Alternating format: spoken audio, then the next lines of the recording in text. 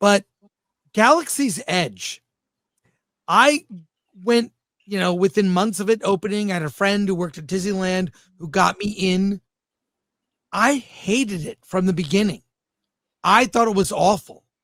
And if that Star Cruiser Hotel failed, what do you guys have any thoughts, feelings about the it should be called Star Wars Land. No one calls it Galaxy's Edge. It's a terrible name. Any thoughts on it? Have you been, and what do you think? I haven't been, but here's the thing. I mean, if their shows and movies are failing, who's going to want to go to Star Wars Land, right? And it's all symbiotic, man, and especially for somebody like Disney. Look, man, I have never worked for that corporation, and I can run their business better than what they're doing right now, right? Because I think anyone could at this right, point. like I've worked in marketing for 30 years, and I don't understand what they're doing. But we said what they're doing. They're getting, you said it. Kathy even said it. They had that whole Millennium Falcon thing where it was Star Wars Land. It was all the planets we wanted. And Kathy goes, why would we make movies? Why would we make a land based on those movies? We should make movies based on the land based on our movies. And that's why it's based on space Iraq, Jakku, or whatever. She said she didn't want 50-year-old white dudes. Because we would have that have money that could take their family. Exactly. So I went and I got in a lot of trouble for my review. Because I pointed out, I'm like, it's literally just a giant walkway with no rides. And then the shopping area, I'm like, they just ripped off the Irvine Spectrum.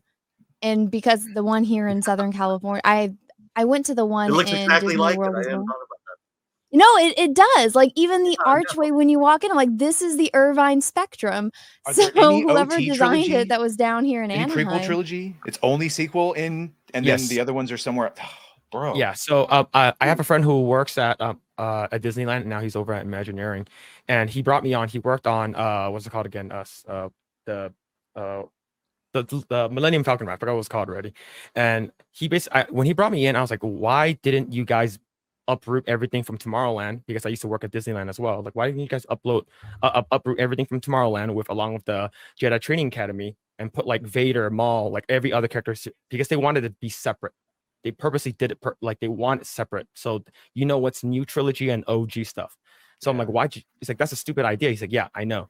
And that's why you will never see Maul or Vader in the new area, which is really, really stupid. Well, I wrote an article for Film Threat called about how you could improve Galaxy's Edge. None of the suggestions have been taken, but I also did a video. I'll show you. It's like 3 minutes. Do we want to watch this? Sure. You mind? I'm going to show a video from the Film Thread channel from like 5 years ago. That this is when, I mean, it was kind of a joke. I was going to do a series of videos about going to theme parks, but I was making fun of other theme park channels. So it was more of a parody of one. So we'll watch a little bit. Tell me if you're sick of it, but I'll put the link in the description. Here we go. Galaxy's Edge, a Star Wars shopping mall with one ride. It is a dark time for Lucasfilm and the Disney Empire. After firing more directors than they've hired, dividing their fan base, and continuing to make narrative decisions by the hip, the studio is in desperate need of a new hope. Some believe that the hope lies in the arguably capable hands of J.J. Abrams. But the true fans know that the franchise can only be repaired by the village of Blackspire Outpost on the wild frontier planet of Batuu, a land of adventure known as Star Wars Galaxy's Edge.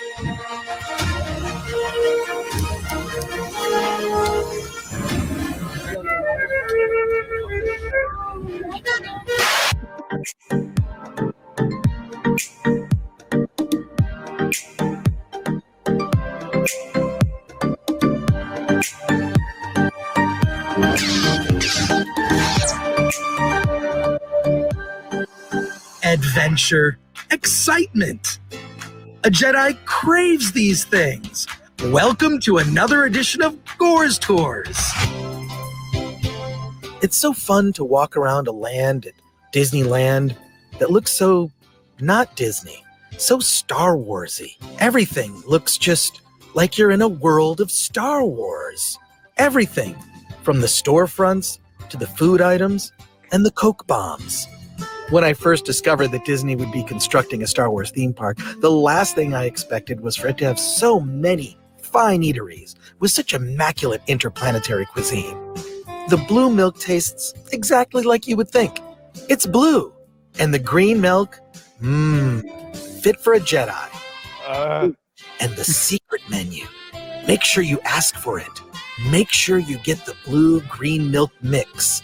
It's called a blurble. Oh, okay, I'll give it a try. It's great.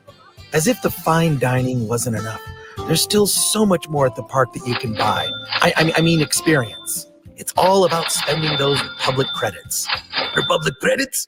Republic credits are no good around here. I need something more real. Give me the Disney dollars. Get yourself a droid, or a lightsaber, or a mouse droid, or an original piece of art. Yoda, aliens, action figures.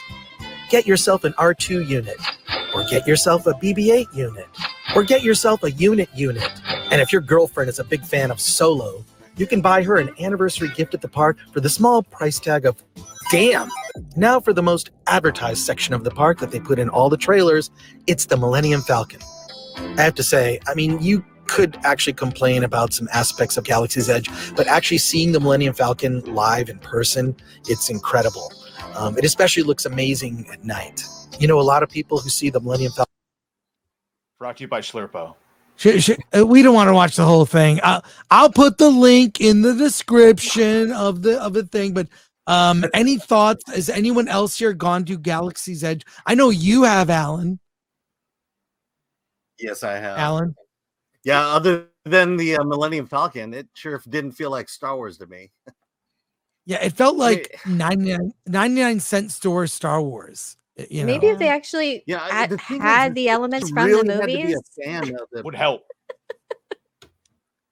Well, pretty much a lot of the Disneyland rides are all underground. How did this all like be if they did something like with how they have the Haunted Mansion, right? So you just have the outside and then everything else is underground. If they would have done like Hoth and ice tunnels, and then once you get out of that, then it goes to like indoor and you could have mountains and stuff like that. Like they could have done a whole terrain, like you're going through different planets. But instead they're like, no, giant walkway, mall, where every single store has the exact same items. And there's no rides except for the one.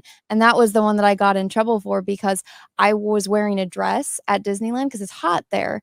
And when you have to go in the line, you have to go up this ramp and everything. It's kind of like a see-through floor because it's that scaffolding. And I'm like, what the hell? Like, you know, the people in line underneath me can just see right up my dress. I'm like, there's little girls in princess dresses here. Like, I mean, a pedophile's dream come true, I guess. By design, by Disney. I know. I guess they filled it in after people made complaints about it. And I guess somebody watched my video. So I was like, well, that shouldn't have been something that got overlooked. Even when you go on like the Haunted Mansion, or not Haunted Mansion, Tower of Terror, you don't have to deal with that. So is Millennium Falcon their only ride? Yeah. You have another one now. No, they opened. It's the I don't even know what it's called. what is that one with like your It's like a Kylo kiddie Ren ride, but they and have their line Rise of built, but they don't have the ride done. Yeah, Rise of the Resistance, I Dark believe. Rise of the or something? Resistance? Yeah. Which is terrible. I went on that one on Disney World. It's the exact same as their Mickey Mouse ride. Like the exact same format. It's terrible. And the Mickey Mouse one is more fun. Go wait in line for that. That one's fast. Does anyone else do this? Like anyone, like a studio who has who wants to bring their IP to a theme park? Does anyone else just not put the things from the movies or shows or whatever it's from in the theme park? This is so weird. This is the only one that, like, if you go to Universal and Harry Potter Land has the things from the movies, you see Gringotts, you see the Leaky Cauldron, you see all of these things because people want, that's what the appeal is, to immerse yourself in this way to the things that they loved and the stories that they loved in these worlds. So no one else does this. This is What would be the equivalent if they did Hogwarts, but they didn't put Hogwarts? They just put stuff from Fantastic Beasts, and they only did like the American stuff and didn't ignore. Well, that would be in the movies. It Yeah. had to be like between there sometime in that timeline that's not connected to anything. Well, I'll say this. I was recently at Universal. That Harry Potter land, I know it's so good. The music, the sound, their performances. When you're walking around doing nothing, you can get a wand and do little magic tricks throughout the smells. When you go to the bathroom, there are little Easter eggs in the bathrooms. Everything about the experience there is so perfect. And by the way, you can get a butterbeer with a shot of Jameson. And Nice. I don't know if people knew that. $30 or I didn't know It's that. a little pricey, or you can just bring a flask of Jameson if you But want. fans will pay it because it You reminds can't get them that of in the there. things. Fans will pay it because it reminds them of the things and the things that they love. So it's the most stupid decision business wise, but also creatively.